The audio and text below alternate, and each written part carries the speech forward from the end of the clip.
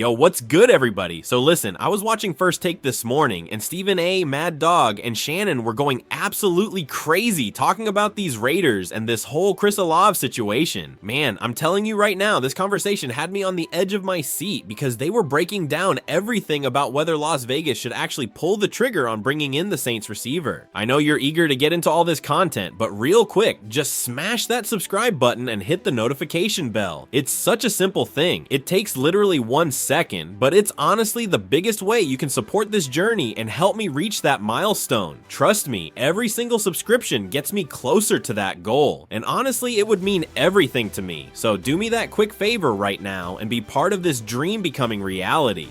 And so the segment started off with Stephen A coming out hot like he always does, right? He's sitting there and he goes, "Now, let me tell you something about the Las Vegas Raiders." And you already know when Stephen A starts like that, he's about to go off. He's talking about how this franchise has been stuck in mediocrity for years now, and they desperately need to make a splash move that actually changes the trajectory of this organization. He brought up Chris Olave immediately and said this is the type of move that could legitimately transform their offense overnight. Stephen A was going on about how the Raiders don't have that true number one receiver, that guy who can take over a game, and Olave, when he's healthy, is exactly that type of player. Then Shannon Sharp jumped in, and you know Shannon always brings that old school perspective to everything. He started talking about how back in his day, you built through the trenches and you didn't mortgage your future for one player. But then he paused and said, "But hold on now, let me tell you why this might actually make sense for Las Vegas." Shannon broke it down and explained that the Raiders' offense has been absolutely anemic. Like, they've been struggling to move the ball through the air consistently. And when you look at their receiving core right now, there's nobody that defenses are truly scared of. He mentioned how Jacoby Myers is solid. He's not a true number one. And outside of it's a bunch of questions and young guys who haven't proven anything yet. Mad Dog Russo came in with his classic New York intensity, and he was yelling about how the Raiders need to stop being cheap and actually invest in talent. He was like, what are they waiting for? They've got all these draft picks, they've got cap space, and they're sitting there watching other teams get better while they do nothing. Mad Dog was emphasizing how Chris Olave is only 24 years old. He's already proven he can be a legitimate number one receiver in this league, and if you can get him for the right price, you absolutely have to do it. He brought up how Olave had that incredible stretch with the Saints, where he was putting up over 1,000 yards and showing legitimate superstar potential before all the injury issues started piling up. Stephen A came back, and this is where it got really interesting because he started connecting it to the quarterback situation. He was saying, look, whether it's Aiden O'Connell, whether they draft somebody, whether they bring in a veteran, whoever is throwing the football in Las Vegas needs weapons. He emphasized how you can't expect any quarterback to succeed when he's throwing to receivers that can't get separation, can't make contested catches, and can't stretch the field vertically. Stephen A made this whole point about how offensive coordinators' jobs are so much easier when they have a legitimate number one receiver because it opens up everything else in the offense. Play action becomes more effective, the run game gets more room to operate, and your other receivers get better matchups because the defense has to focus on your number one. Shannon jumped back in and started talking about the injury concerns because you know that's the elephant in the room with Chris Olave. He mentioned how Olave has dealt with multiple concussions, and that's obviously scary for any team that's thinking about trading significant assets for him. Shannon was real about it and said, listen, you've got to do your due diligence on the medical side, because if you trade a first-round pick for this young man and he can't stay on the field, that's going to set your franchise back even further. But then he also said that if the medical staff clears him and they feel confident about his long-term health, you can't let injury history alone stop you from acquiring elite talent. Mad Dog was getting fired up again, and he started comparing this situation to other trades that teams have made in recent years. He brought up how the Dolphins traded for Tyreek Hill, how the Eagles traded for A.J. Brown, and how both of those moves completely changed those offenses. He was making the point that in today's NFL, if you want to compete, you need elite playmakers at the skill positions, and sitting around hoping you draft the next superstar is not always the best strategy.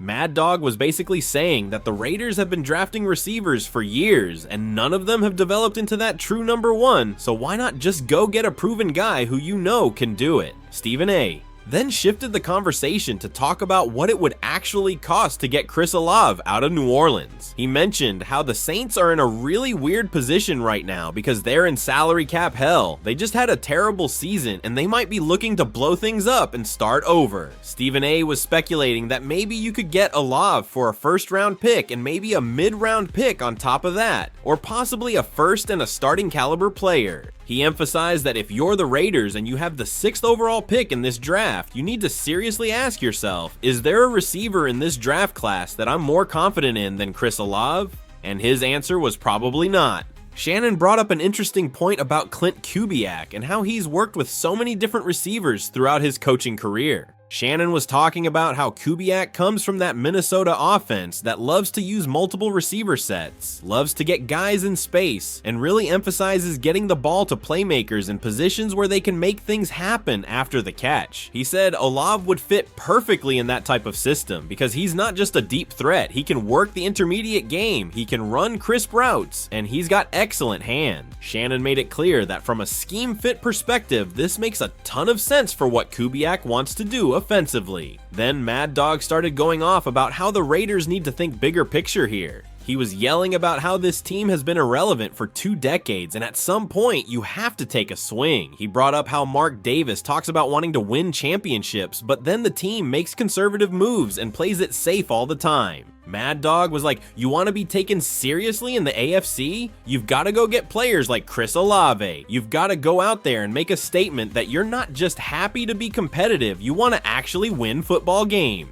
He was emphasizing how the AFC is loaded with great teams right now, and if you're going to compete with Kansas City, if you're going to compete with Buffalo, if you're going to compete with Baltimore, you need elite talent at every position. Stephen A brought the conversation back to the developmental aspect for the quarterback position, and this is something that really resonated with me. He was talking about how if the Raiders do draft a quarterback, whether it's somebody like Fernando Mendoza or whoever they might target, you're setting that young quarterback up for failure if you don't give him weapons. Stephen A was emphatic about this, saying you cannot expect a rookie quarterback to come in and succeed when he doesn't have anybody to throw the ball to. He compared it to what the Giants did with Daniel Jones, what the Bears did with Justin Fields early on, and how those situations were doomed from the start because there weren't enough playmakers around the quarterback. He made it clear that if you're going to invest a high draft pick in a quarterback, you better make sure that quarterback has the tools to succeed, and a guy like Chris Olave would be a massive tool in that toolbox. Shannon came back and started talking about the financial aspect of all this.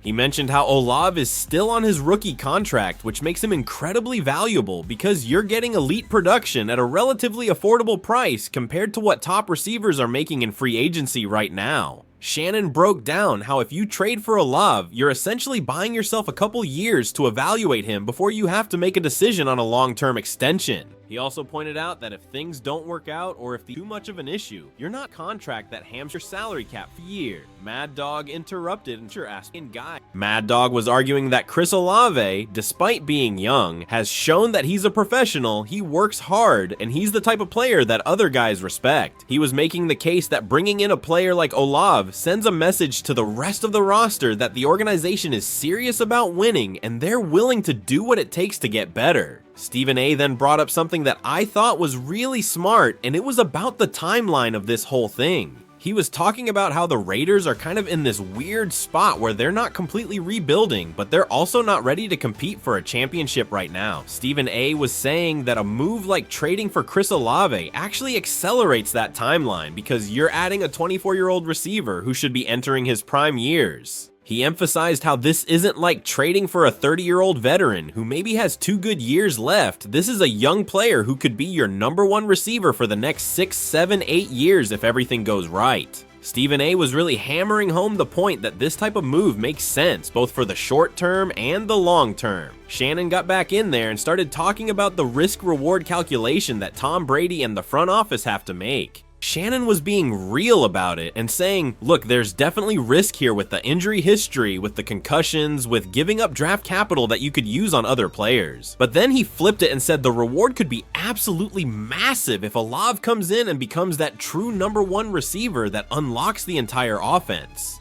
Shannon made this point about how sometimes in the NFL, you have to take calculated risks, and if your medical team feels good about Olav's health moving forward, then this is the type of calculated risk that could pay off in a big way. Mad Dog was getting hyped up again, and he started talking about how the AFC West is completely up for grabs right now. He mentioned how the Chiefs are still the Chiefs, but they're getting older. The Chargers are in transition with a new coaching staff. The Broncos are still trying to figure out what they have with Bo Nix, and the Raiders could actually make a serious push to compete in that division if they make the right moves this offseason. Mad Dog was yelling about how adding Chris Olave could be the difference between being a 7-win team and being a 10 or 11-win team that makes the playoffs. He was really emphasizing the competitive window and how the Raiders need to strike while the iron is hot. Stephen A. brought up the Saints' perspective on all this, and he was talking about how New Orleans is in such a tough spot with their salary cap situation that they might have no choice but to start trading away some of their best players. Stephen A. was saying how Mickey Loomis has been doing financial gymnastics for years to keep that team competitive, but it's all caught up to them now, and they're gonna have to make some really difficult decisions. He speculated that the Saints might prefer to trade Olave to an AFC team so they don't have to face him multiple times a year, and that could work in the Raiders' favor because there might be less competition from other NFC teams trying to acquire him. Shannon jumped in and started talking about what the Raiders' offensive identity could look like with Chris Olave in the mix. He was painting this picture of an offense that could actually be balanced and dynamic, where you've got a legitimate passing attack that forces defenses to respect your receivers, which then opens up the run game and makes everything else easier. Shannon was talking about how Alexander Mattison or whoever they have at running back would have so much more room to operate if defenses can't stack the box because they're worried about Olave beating them deep. He really emphasized how adding one elite player at a skill position can have this cascading effect that makes everybody else around him better. Mad Dog came back and he was talking about the optics of this whole thing.